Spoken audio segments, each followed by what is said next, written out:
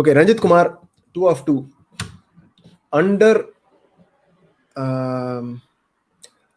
$10 filter பண்ணா என் name ஃபர்ஸ்ட்ல வருது.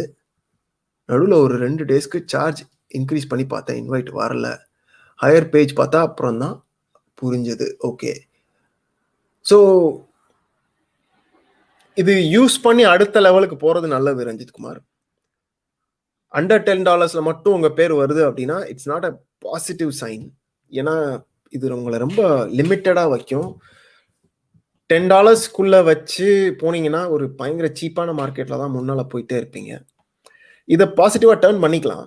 நீங்க வந்து செய்யற வேலையை வந்து கஸ்டம் ஒர்க்கை கம்மி பண்ணிட்டு, நான் செய்ய போறது இந்த 5 to 10 வேலை மட்டும்தான், ஒரே கோடை பல பேருக்கு வித்தீங்க அப்படின்னா உங்களுக்கு வந்து என்ன சொல்றது, ப்ராஃபிட் கிடைக்க சான்ஸ் இருக்கு.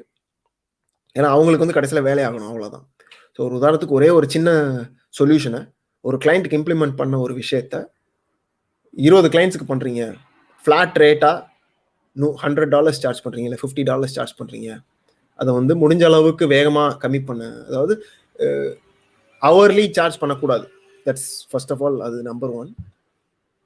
But it's an interesting inside. நான் இது வரைக்கும் இப்படி யோசிச்சதே கிடையாது. ஓகே, ஏன்னா நான் பண்றது எப்படின்னா ப்ரொஃபைல் ஹெட்லைன் அண்ட் ஸ்பெஷலைசேஷன் மூலமா எந்த கேட்டகரியிலையுமே நம்ம பேர் ஃபர்ஸ்ட் பேஜில் வர்ற மாதிரி வச்சுக்குவேன். இதுக்கு வந்து பல இது இருக்கு. லைக் உங்களுடைய ப்ரொஃபைல் ரேட்டிங் இருக்கணும். ஸோ எல்லாத்தையும் கொஞ்சம் கொஞ்சமாக ஒரே டைமில் கொண்டு போங்க. ப்ராஜெக்டே முடிங்க, கான்வர்சேஷன் வச்சுக்கோங்க, வர்ற ப்ராஜெக்ட் எல்லாத்துக்கும் ரிப்ளை பண்ணுங்க. அப்போர்க்கில் அதெல்லாம் ட்ராக் பண்ணிகிட்டே இருப்பாங்க, நீங்கள் வந்து ஆக்டிவாக இருக்கீங்களா இல்லையான்னு. முடிஞ்ச அளவுக்கு கால் எடுங்க, என்கேஜ் பண்ணுங்கள் சேட்டில். அது மூலமாக மார்க்கெட் ரிசர்ச் பண்ணுங்கள். ப்ராஜெக்ட் முடிக்க ரிவ்யூ ஏறும். அப்போ ரிவ்யூ ஏற உங்களை வந்து அவங்க ப்ரொமோட் பண்ணுவாங்க முடிஞ்ச அளவுக்கு.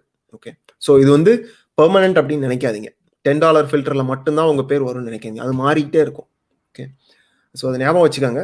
பட் ஓவரால் வந்து it's both positive, at the same time இதை இங்கே வச்சுக்காதீங்க அப்படின்றது என்னுடைய கருத்து.